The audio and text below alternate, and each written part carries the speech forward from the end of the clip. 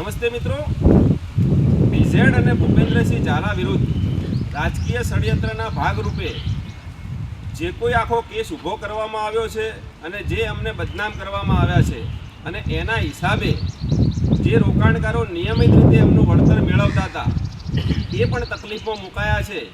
એ બાબતે મેં 15 દિવસ પહેલાં ઇન્વેસ્ટરો સાથે એક બેઠકનું આયોજન કર્યું હતું. એ બેઠકમાં આપણે ચર્ચા મૂકી હતી કે જો તમને બીઝેડ ઉપર ભરોસો હોય, તમને અત્યાર સુધી તમારી રકમનું યોગ્ય વળતર મળ્યું હોય અને તમને ભવિષ્યમાં એ વળતર મળશે એવો વિશ્વાસ બીઝેડ ઉપર હોય તો એક એફિડેવિટનો નમૂનો મેં તૈયાર કર્યો હતો. મેં સૌ મિત્રોને બતાવ્યો હતો કે જો આપને યોગ્ય લાગે તો આ રીતનું એક એફિડેવિટ આપ કરીને આપશો તો આપણે આ એફિડેવિટને નામદાર સરકાર સમક્ષ પણ મૂકીશું અને નામદાર હાઈકોર્ટ સમક્ષ પણ મૂકીશું, જેથી કરી અને આ આખા દેશની અંદર દૂધનું દૂધ અને પાણીનું પાણી થઈ જાય.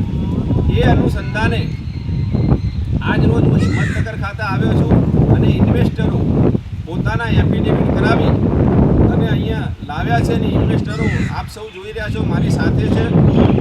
એ તમામ ઇન્વેસ્ટરોનો એક જ અવાજ છે કે બીઝેડથી અમને કોઈ પણ જાતનો વાંધો નથી, અમારી સાથે કોઈ પણ જાતની છેતરપિંડી થઈ નથી, અમારી સાથે કોઈ વિશ્વાસઘાત થયો નથી. ઉલટાનું બીઝેડની ઉપર જે કેસ થયો એ કેસના પછી અમારું જે વળતર હતું એ બંધ થઈ ગયું છે અને અમારી મૂડી ફસાઈ ગઈ છે.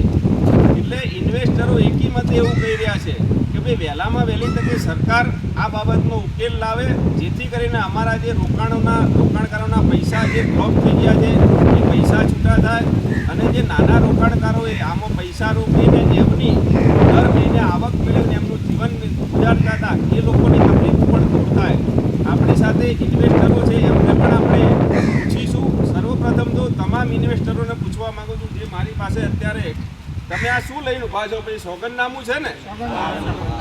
આ સોગંદનામામાં એવો ઉલ્લેખ છે કે ભાઈ અમને બીઝેડથી કોઈ ફરિયાદ નથી, અમારું રોકાણ ત્યાં સલામત છે, અમારે પૈસા એમની પાસે લેવાના જ છે, પણ એ પૈસા ત્યાં સલામત છે એવો અમને વિશ્વાસ છે. તમને ભાઈ બધાને રેગ્યુલર વળતર મળતું હતું?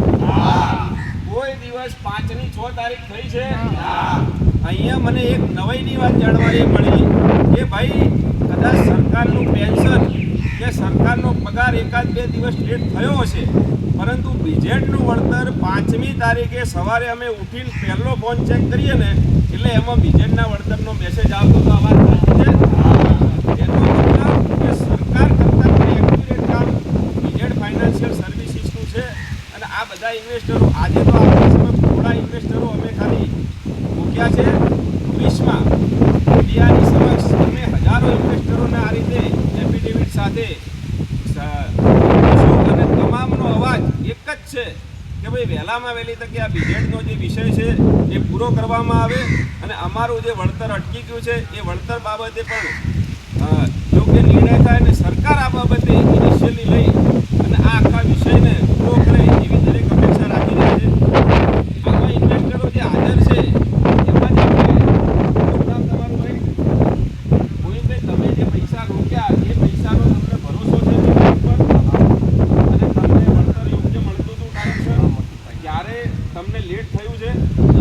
તમને બીઝેડ વિરુદ્ધ તમારી સાથે કોઈ છેતરપિંડી થઈ?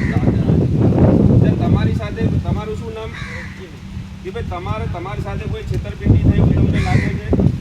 તમારા પૈસા સલામત છે? એકદમ તમને ભરોસો છે બીઝેડ ઉપર? આપનું શું નામ? રણજીતજી, તમે જે પૈસા રોક્યા એ પૈસા તમારા સલામત છે? તમને કોઈ જાતનો અવિશ્વાસ છે બીઝેડ ઉપર? તમને પહેલા કોઈ તકલીફ છે બીઝેડની? તમે સોગંદનામું કરીને સરકાર પાસે જવા તૈયાર છો ને કે ભાઈ અમને બીઝેડ ઉપર કોઈ તકલીફ નથી, અમારી સાથે કોઈ છેતરપિંડી થઈ નથી? બીજા મિત્રો, તમને કોઈ તકલીફ છે બીઝેડથી? ભાઈ તમારા પૈસા સલામત છે? તમને રેગ્યુલર પેમેન્ટ મળ્યા છે? તમને બીઝેડથી કોઈ ફરિયાદ છે? તમારું શું નામ પહેલા? સદભાઈ આવો ને આગળ. હર્ષદભાઈ, તમારા જે પૈસા તમે બીઝેડમાં રોક્યા તો અત્યાર સુધી તમને વળતર રેગ્યુલર મળ્યું છે? Time to time. ક્યારે તમને 5ની 6 તારીખ થઈ છે? તો આ જે ફરિયાદ થઈ એનાથી તમને શું તકલીફ થઈ? પૈસાની તકલીફ થઈ ને તમારા પૈસા ફરિયાદ થઈ એટલે રોકાઈ ગયા છે ને? જો ફરિયાદ ન થઈ હોત તો તમારા પૈસા તમને રેગ્યુલર મળતા હતા. એટલે સીધી વાત એ છે કે જો આ કેસનો નિકાલ થઈ જાય તો જે પૈસા અને જે વળતર રેગ્યુલર મળતું હતું એ બધાને મળે એવું તમારા બધાનું કહેવું છે. બરાબર છે? તો આ ભાઈ શું નામ આપનું? ભીમસિંહભાઈનું એવું કહેવું છે કે જો 5 તારીખે રજા હોય ને તો 4 તારીખે પૈસા મળી જતા. હવે આનાથી વધુ તો વિશ્વસનીય કંપની અને વિશ્વાસ કયો હોઈ શકે? એટલે આ વિડીયો આ માધ્યમથી હું સરકારને પણ વિનંતી કરું છું, ભવિષ્યમાં અમે ગુજરાતના ગૃહ રાજ્યમંત્રીને પણ મળીશું, ગુજરાતના મુખ્યમંત્રીશ્રીને પણ મળીશું અને જે આખી સચ્ચાઈ છે એ એમની સમક્ષ મૂકીશું કે ક્યાંક એજન્સીથી ભૂલ થઈ હોય તો સરકાર એને સુધારી શકે છે. જેમ કે હમણાં ટૂંક સમય આપણે નજીકના ભૂતકાળમાં જોયું કે રાષ્ટ્રદ્રોહ જેવા જે કેસો થયા હતા એ પણ સરકારે જ્યારે લાગ્યું ના ભાઈ જે તે વખતે કેસ થઈ ગયો હતો એ જે તે પરિસ્થિતિને અનુસાર થઈ ગયો હતો, હવે આપણે એ વાતને સુધારી લઈએ છીએ. તો અમે ફરીથી સરકારને પણ કહીએ છીએ કે પણ આ કેસમાં પણ કાચું કપાણું છે, એજન્સીએ ઉતાવળ કરી લીધી છે અને ઇન્વેસ્ટરો કોઈ ફરિયાદ કરવા આવ્યા જ નથી, છતાં પણ એક નનામી અરજીના આધારે જે ફરિયાદ થઈ છે એ ફરિયાદ બાબતે સરકાર યોગ્ય નિકાલ કરશે એવી અપેક્ષા રાખી છે. આગામી સમયમાં મીડિયાની સમક્ષ હજારો ઇન્વેસ્ટરોની બેઠકમાં અમે ગુજરાતના તમામ મીડિયાને પણ આમંત્રિત કરીશું અને હજારો લોકો એમના એફિડેવિટ સાથે ઉપસ્થિત રહેશે અને પછી અમે સરકારને પણ મળીશું અને જો અમારી વાત નહીં સાંભળવામાં આવે તો અમે નામદાર હાઈકોર્ટ સુધી પણ આ બાબતને લઈને જઈશું. આભાર.